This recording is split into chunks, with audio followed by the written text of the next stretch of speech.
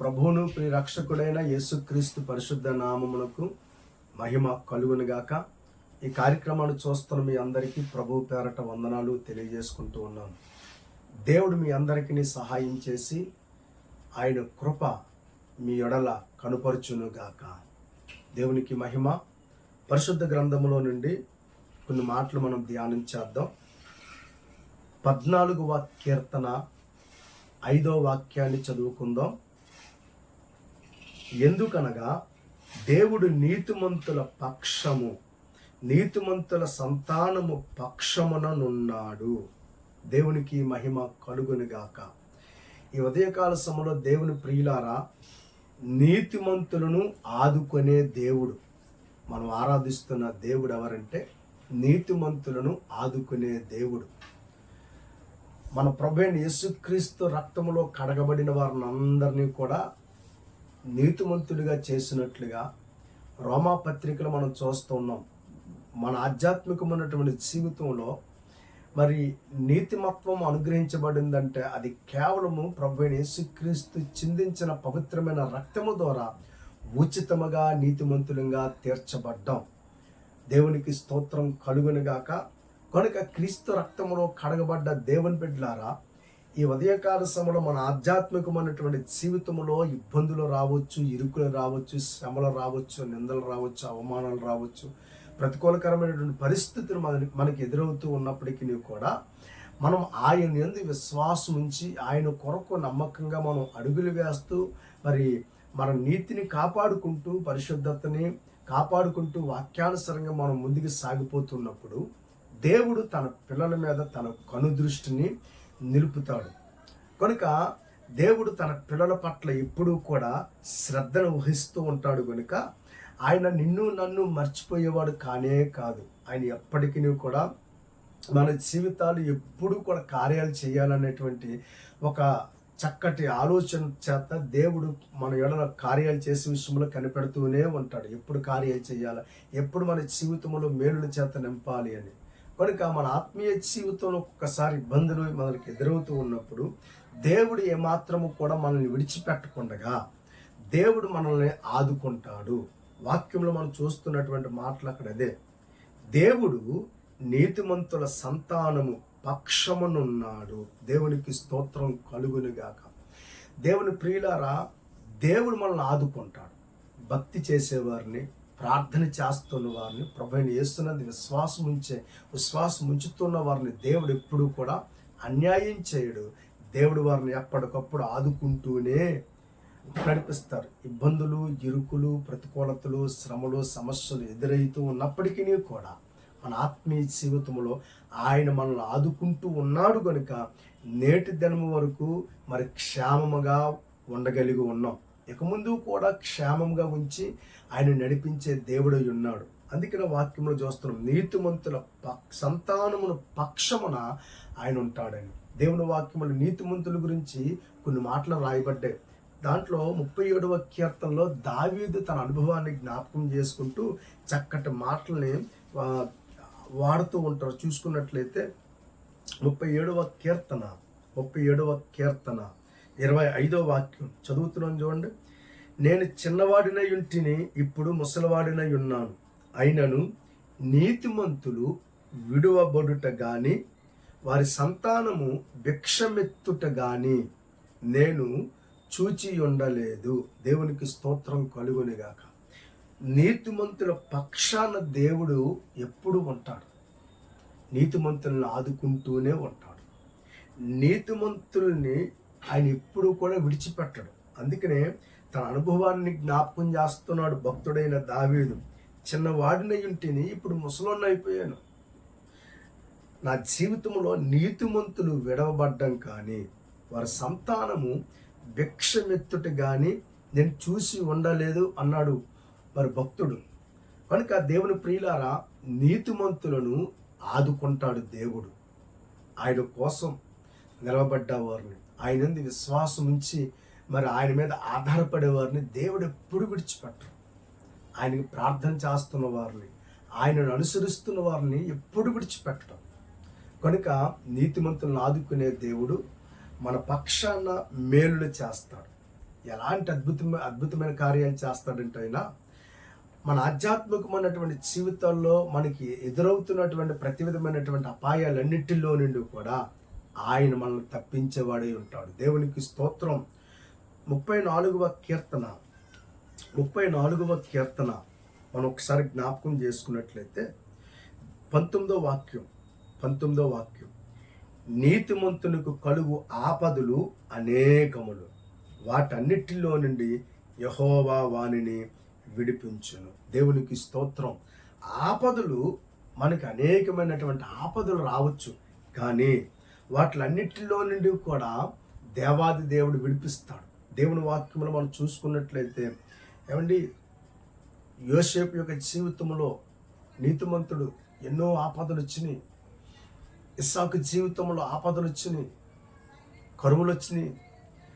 ఇంకా చెప్పుకున్నట్లయితే షద్రకు మెషకు అబేద్నెగోల విషయంలో ఆపదలు వచ్చినాయి. దానియేలు విషయంలో ఆపదలు వచ్చినాయి. దేవుని ప్రియులారా, మొర్దెకై విషయంలో ఆపదలు వచ్చినాయి.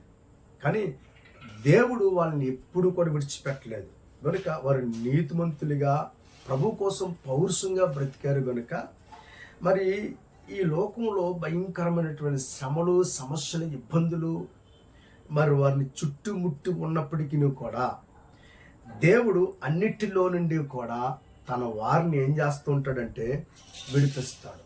కనుక నీతిమంతుల పక్షాన దేవుడు ఎప్పుడూ కూడా వ్యాజ్యమాడతాడు, వారిని ఆదుకుంటాడు.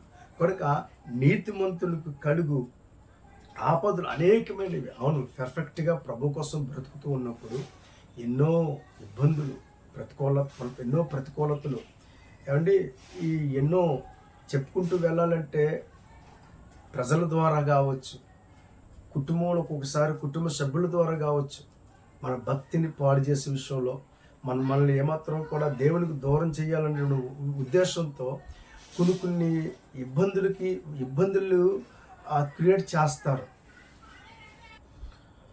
కనుక మనం చూస్తున్నటువంటి ఈ భక్తులు అందరి జీవితాల్లో కూడా మరి ఆయా మనుషుల ద్వారా వారికి ఎన్నో ఇబ్బందులు, ఆపదలు ఎదురైనప్పటికీ కూడా అన్ని విషయాల్లో కూడా మరి దేవుడే కదా వారిని విడిపించాడు. షద్రకు మెషకు అబేద్నెగోల్ని అగ్నిగుండంలో విడిపించాడు. అలాగే దానియేలుని సింహపు బోనులో విడిపించాడు. మొర్దెకైను కూడా మరి ఏమాత్రం కూడా రాజు అతనికి ఆపదను తలపెట్టుకున్నట్లుగా విడిపించాడు. ఇలా మనం చెప్పుకుంటూ వెళ్ళినట్లయితే యోసేపు యొక్క జీవితంలో చెరసాల్లో నుండి దేవుడు విడిపించాడు. భయంకరమైనటువంటి కరువుల్లో నుండి కూడా ఇస్సాకును దేవుడు విడిపించాడు. నీతిమంతుల్ని దేవుడు ఎప్పుడూ కూడా విడిచిపెట్టడు. ఆపదలన్నిటిలో నుండి కూడా ఆయన విడిపిస్తాడు. రెండవది, నీతిమంతులు చేస్తున్న ప్రార్థన దేవుడు అంగీకరిస్తాడు. అదే 34వ అధ్యాయం 17వ వాక్యం మనం చూసుకున్నట్లయితే, నీతిమంతులు మొరపెట్టగా యెహోవా ఆలకించును, వారి శ్రమలన్నిటిలో నుండి వారిని విడిపించును. నీతిమంతులు చేస్తున్న ప్రార్థన త్రోసివేయడు. నీతిమంతులు చేస్తున్న ప్రార్థనకి దేవుడు ప్రతిఫలం ఇస్తాడు. నీతిమంతులు చేస్తున్నటువంటి ప్రతి ప్రార్థనకి తగినటువంటి విశేషమైనటువంటి కృపలను దేవుడు సమృద్ధిగా అనుగ్రహిస్తాడు. కనుక ఈ ఉదయకాల సమయంలో దేవుని బిడ్డలారా, మన ప్రార్థనలు దేవుడు అంగీకరిస్తాడు. దేవుని వాక్యంలో మనం ఒకసారి ఎగ్జాంపుల్, ఒక చిన్న ఉదాహరణ మనం చూసుకున్నట్లయితే 34వ కీర్తన 15వ వచనం ఒకసారి చూడండి. చూసినట్లయితే 15వ వచనం రాయబడింది, యెహోవా దృష్టి నీతిమంతుల మీద నున్నది, ఆయన చెవులు వారు మొరలకు ఒగ్గి ఉన్నది. చూసారా, మరి నీతిమంతులు చేర్చిన ప్రార్థనలు దేవుడు విడిచిపెట్టడు కదా, ఆయన వారిని చూస్తాడట. యెహోవా దృష్టి, ఆయన ఆలోచనలు, ఆయన కనుదృష్టి నీతిమంతులు చేర్చినటువంటి ప్రార్థన మీద ఉంటుంది.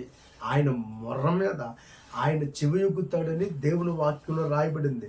కనుక నీతిమంతుల ప్రార్థనలను దేవుడు అంగీకరిస్తాడు. కనుక ఈ ఉదయకాల సమయంలో కార్యక్రమాన్ని చూస్తున్న దేవుని బిడ్డ, నువ్వు భక్తి చేస్తున్నావు, పరిశుద్ధత కలిగి ఉన్నావు, ప్రార్థన చేసుకుంటున్నావు, ప్రతి దినము వాక్యాన్ని చదువుతున్నావు, నువ్వు ఎవరి జోలికి వెళ్ళట్లా, నీ మట్టుకు నీవు భయభక్తులు కలిగి కృపలో నడిపించబడుతున్నావు. అయినప్పటికీ నీవు కూడా ప్రతికూలకరమైనటువంటి పరిస్థితులు, ఇతరుల ద్వారా నీకు ఆపదలు, ఇతరుల ద్వారా నీకు సమస్యలు క్రియేట్ అవుతున్నాయని బాధపడుతున్నావా? దయతో బాధపడవలసిన అవసరం లేదు. ఎందువల్లనగా దేవుని వాక్యములో విశ్వాసులు అనేకులు మనం చూస్తున్నాం. వారి జీవితంలో నీతి కలిగి నమ్మకంగా ముందుకు సాగిపోతూ ఉన్నప్పటికీ కూడా ఎన్నో ఇబ్బందులు ఎదురైనవి. కానీ అన్నిటిలో కూడా మరి దేవుడు విడిపించాడుగా. కనుక నీ విషయంలో కూడా దేవుడు తప్పనిసరిగా కార్యాలు చేస్తాడు. ఈ వాక్యాన్ని బట్టి ధైర్యం తెచ్చుకుని ముందుకు వెళ్ళిపోవాలి. దేవుని వాక్యం రాయబడింది 18వ కీర్తన 20వ వాక్యాన్ని మనం ఒకసారి చదువుకున్నట్లయితే అక్కడ ఒక చక్కటి మాట పరిశుద్ధాత్మ దేవుడు రాయించి పెట్టారు. చూడండి 20వ వచనం. నా నీతిని బట్టి యెహోవా నాకు ప్రతిఫలం ఇచ్చెను, నా నిర్దోషత్వమును బట్టి నాకు ప్రతిఫలం ఇచ్చెను. దేవునికి స్తోత్రం కలుగును గాక. నీతిమంతులకు దేవుడు ప్రతిఫలం ఇస్తాడు. నువ్వు చేయించిన ప్రార్థనకి ప్రతిఫలం, నువ్వు పడుతున్న ప్రయాసకి ప్రతిఫలం, నువ్వు కష్టపడుతున్నావు ఇతరుల మధ్య ఇతరులు నిన్ను నిందిస్తూ ఉన్నప్పటికీ కూడా అన్ని విషయాల్లో కూడా ఓర్పు కలిగి మరి ప్రభువును చూస్తూ ముందుకు సాగిపోతున్నావు కదా. కనుక దేవుడు నీకు ప్రతిఫలం ఇస్తాడు. యోసేపు యొక్క జీవితంలో ఏ తప్పు చేయలేదు, నీతిమంతుడు. మరి భయంకరమైనటువంటి శ్రమలతనికి ఎదురైనప్పటికీ నువ్వు కూడా మౌనంగా దేవునికి ప్రార్థన చేసుకోవడం తప్ప మరి ఏమాత్రము కూడా మరి దేవునికి వ్యతిరేకంగా అతడు మాట్లాడలేదు. దేవుడు ఒకనొక దినాన్ని అతనికి ప్రతిఫలం ఇచ్చాడు. మరి ఐగుప్తు దేశంలో అతను ఒక అద్భుతమైనటువంటి ఉన్నతమైనటువంటి స్థితిలో దేవుడు మరి అతను నిలవబెట్టినట్లుగా దేవుని వాక్యంలో చూస్తున్నాం. అద్భుతమైనటువంటి ప్రతిఫలం నీతిమంతులకి దేవుడు ప్రతిఫలం ఇస్తాడు. ఈ ఉదయకాల సమయంలో శ్రమలు కొద్ది కాలమే, ఇబ్బందులు కొద్ది కాలమే. మనకు బాగా తెలుసు. మరి వాతావరణం ప్రతికూలకరంగా ఉన్నప్పుడు, తుఫాను వచ్చినప్పుడు అండ్ 1, 2, 3 రోజులే. తదుపరి మరలా ఆ తుఫాను ఎలాగైతే తొలగిపోయి మరలా సూర్యుడు ఎలాగైతే మరి భూమి మీద ఉదయిస్తాడో అలాగే ఈ యొక్క శ్రమలు, ఇబ్బందులు, ఇరుకులు, ఈ యొక్క శోధనలన్నీ కూడా తుఫాను లాంటి.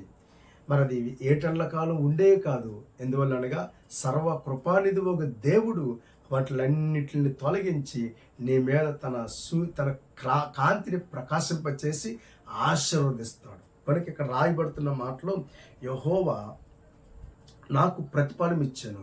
దేవుడు నీ జీవితంలో ప్రతిఫలం ఇస్తాడు. ఎందువల్లంటే నువ్వు నీతిని కలిగి బ్రతుకుతున్నావు కనుక నా దేవుడు నిన్ను ఆదుకుంటాడు. దేవుని ప్రియులారా, వాక్యంలో ప్రతిఫలమిస్తున్న దేవుడు నిన్ను ప్రేమిస్తున్నాడు కూడా.